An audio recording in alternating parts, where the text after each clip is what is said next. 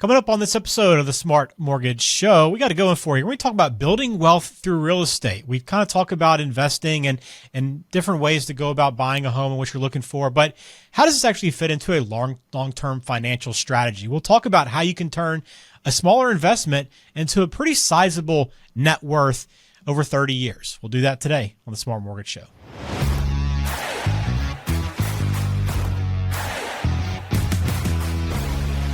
Welcome in. Glad to have you on the show today. I'm Ben George alongside Bill Litton. Of course, he is the regional president at Cross Country Mortgage. You can find him online at smartmortgageshow.com. Bill, good to talk to you again. How's everything going? Hey, Ben. Doing good. Yeah, just, wrapping up the year, getting ready for the holidays. Just, had a great Thanksgiving and, hoping, I guess from a mortgage and interest rate standpoint, we're hoping that rates get a little bit better. We still think it's a really good time to buy. Lower rates would make it an even better time to buy. So we're hoping for that. Yeah, we'll be keeping an eye on that. And I know we'll have a market update you can find on YouTube as well. So check that out. If you haven't subscribed to the channel, please do that. You'll be able to find a link in the show notes as well as find a link on and all the videos as well at smartmortgageshow.com.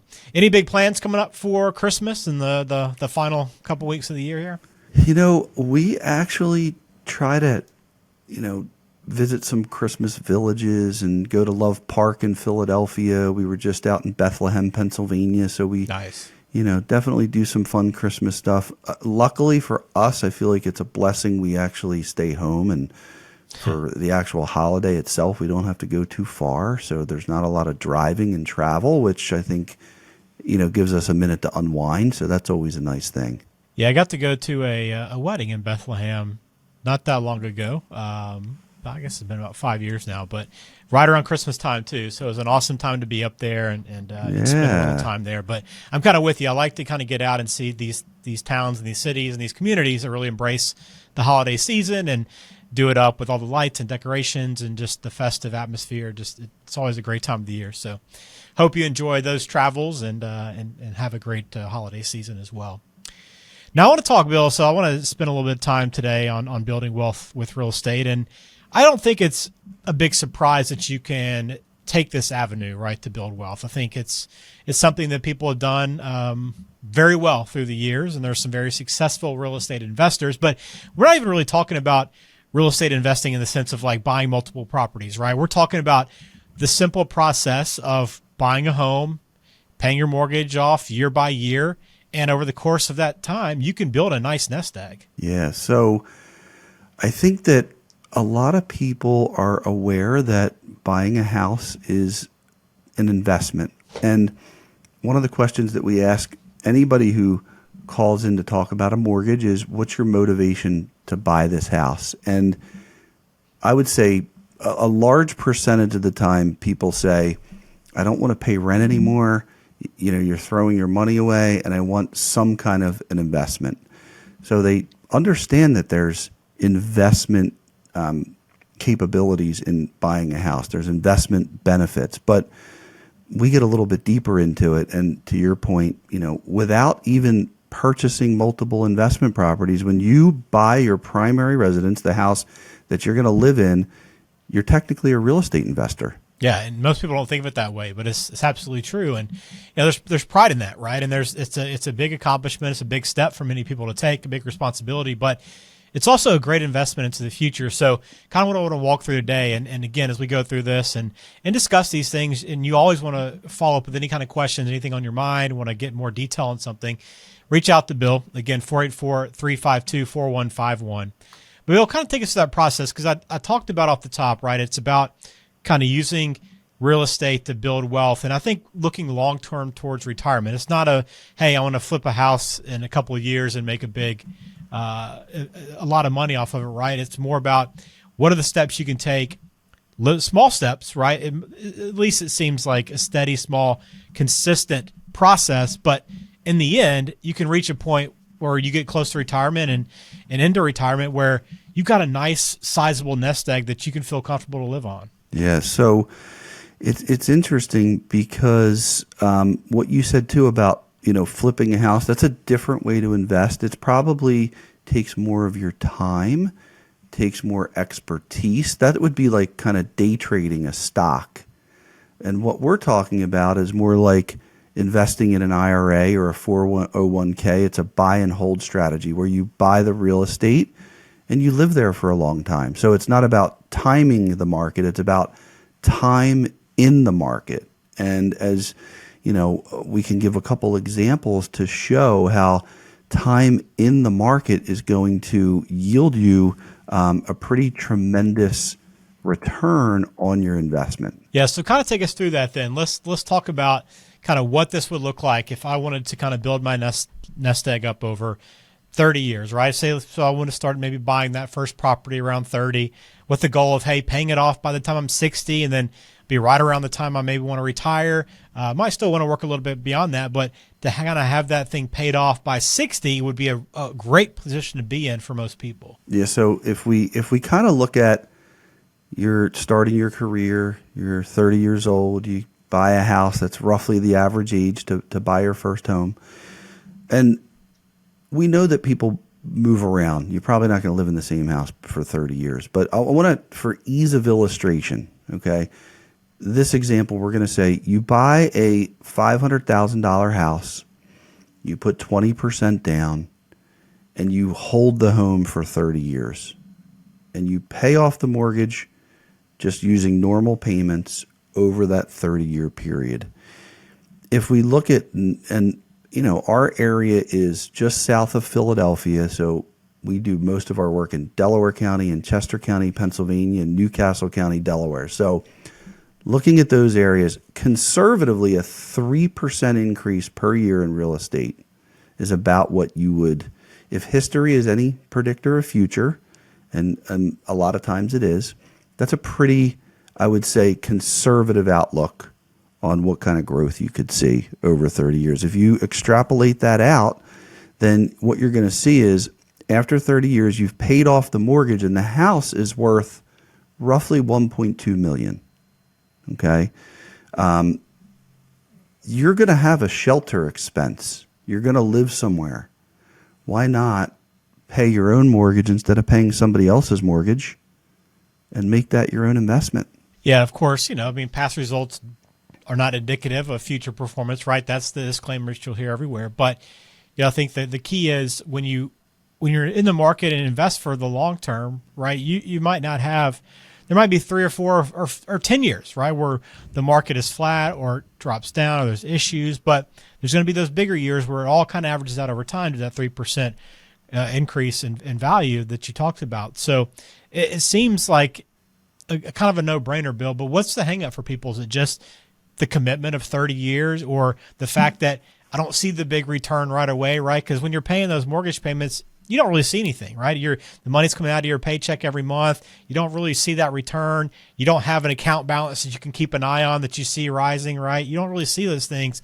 So it might not feel like you're earning that money or building that equity. Yeah, it's like, you know, I feel like we live in a society where there are just so many stimuli and there's all this immediate gratification and these, you know, old school, you know, wealth building techniques, they're not taught in any kind of public or private school or college for the most part. And if they are, they're kind of glazed over, you know, but they're probably something that should be emphasized year over year over year because they're great wealth building opportunities. And yeah, if nobody's putting an emphasis on this in your life, then you might not be as focused on it. And that's what one of our big pushes, one of the things that we're really passionate about is to help people understand this way of building wealth. And to your point, a lot of people are missing it and it's not their fault because they're not taught it. But we want to get the word out there because there's a lot of value in it and it's not that hard. Yeah, education is the key, right? I mean, many times it's just ignorance. You don't really know that it's out there. It's not a lack of wanting to be successful. It's just not knowing what your options are. And, you know, when you look towards retirement, more and more of it's falling back on individuals to be responsible kind of for their own thing. There's not a pension, really many businesses you work anymore. Any more employers have that's kind of gone by the wayside. Social Security, while still in place, right, there's concerns about what the future of that could look like. But it's more and more on you to be successful in retirement. So part of that is buying a home, that mortgage process, building that nest egg. And you combine that, let's say, with investing in a 401k over those same 30 years, Bill, and putting that money into a retirement account. It's kind of the same thing. You kind of supplement that on the other side. And all of a sudden, without a huge investment on the 401k side, right, you can build up, again, a nice sizable nest egg to go along with that property that you pay off. So great point, Ben, because we've bought the primary residence for $500,000. We've paid off the loan. Now it's worth $1.2 million, roughly. Okay. If you take a pretty basic compound interest calculator, start with an investment of $35,000. You're 30 years old. You put in $500 a month, $6,000 a year. Not too difficult. Let's use an 8% increase per year. An S&P fund, which is a pretty conservative, tried and true over time investment. Okay, the S&P 500, the top 500 companies in the U.S., you're basically investing a little bit into each of those. If you put $500 a month in over 30 years, that investment at an 8% rate, which is achievable through an S&P fund, you're over $1 million in that account. So now your net worth at 60, and this is without being a genius. This is without making $1 million a year. This is something that's very attainable. Your net worth's over $2 million. Now, add an investment of property to that equation. So let's say you invested in a multi-unit property, even a regular one-unit property, purchased it for roughly $500, let the rents pay it off over 30 years. You've got another investment at $1 million. Now your net worth's over $3 million. All very achievable. We've got a lot of clients that fall into this category. I mean, it's not something anybody can do, right? It takes sacrifice, right? You have to be very diligent in making sure that you kind of follow the process. You're putting money into, a savings, an investment account that you're not gonna be able to touch for years and years, right? So it does take a lot of dedication to what you're trying to accomplish, and it's not easy, but there are some steps you can take, and not huge steps. Is really the point we want to make today is, it kind of starts with buying that home, starting to pay those mortgage payments every month, and over 30 years, be in a very good place to where you have a nice nest egg to lean on. So it's interesting, Bill. It's obviously something you want to talk about with the financial advisor. I know you work with people that you could probably, if somebody wanted to learn more or get a recommendation, you could probably help them there. But, again, it's just some simple steps you can take, just kind of making you aware of what's available, how that process could work to become a millionaire, right? That's a lot of times the goal people have on paper, at least. But it maybe is more attainable than you think, and a lot of it starts with getting into a home. So again, if you have any questions about that mortgage lending process, if you want to begin looking for your first home or second home, whatever it is, you can always reach out to Cross Country Mortgage. Happy to help you. Like to sit down as Bill and his team. Even if they don't work with you, we'll try to help you out to make sure you're in the right direction and point in the right place to get the most out of your mortgage and to get the most help for what you're trying to accomplish. But again, they have a lot to offer, and most importantly, education is a big piece of that, and that's what we try to do here on the Smart Mortgage Show. So, Bill, anything to wrap up the conversation on, or we think we covered it? Well, no, I just want to elaborate on one piece of what you said, Ben. Is it's going to take a little bit of discipline and a little bit of dedication. You're going to need to have a goal in mind, and you're going to need to keep your eye on the prize. Okay. Mm-hmm.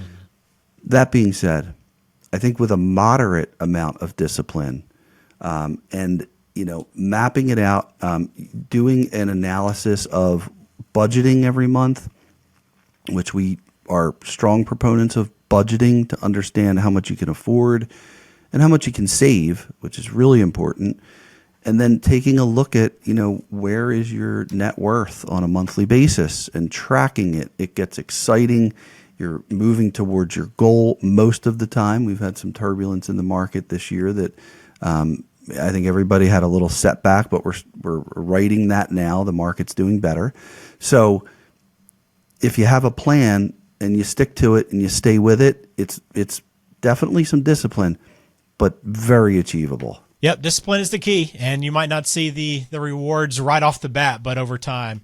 And by the time you get to that 30-year mark, you'll be in a great place and really and appreciate the hard work that it took. And yeah, a lot of people, Bill, that are successful. It's not because they make a ton of money, right? It's because they do all these little things and they sacrifice what they need to, and they stay very diligent about their savings. That's how they get there, right? It's not an accident in many cases. Exactly, Ben. No, we appreciate you listening to this episode of the Smart Mortgage Show. Bill Linton is the regional president at Cross Country Mortgage. Find everything we do online at smartmortgageshow.com. Also, check out our YouTube channel as well for more market updates. We answer some questions from people. We talk about some common mortgage scenarios or questions that come up in the office when Bill meets with clients and customers as well. So all that can be found at smartmortgageshow.com. But if you want to call, it's 484-352-4151. We hope this episode has been helpful to you, and hopefully you got a takeaway of, hey, let me take that next step towards financial independence. That's what we all want to accomplish in life, I'm sure. So, Bill, thanks for the time today. Thank you. My pleasure.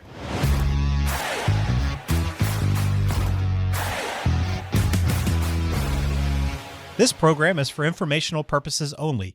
Please consult a qualified professional before taking any action. Bill Linton is a loan advisor and regional president with Cross Country Mortgage, NMLS number 147060.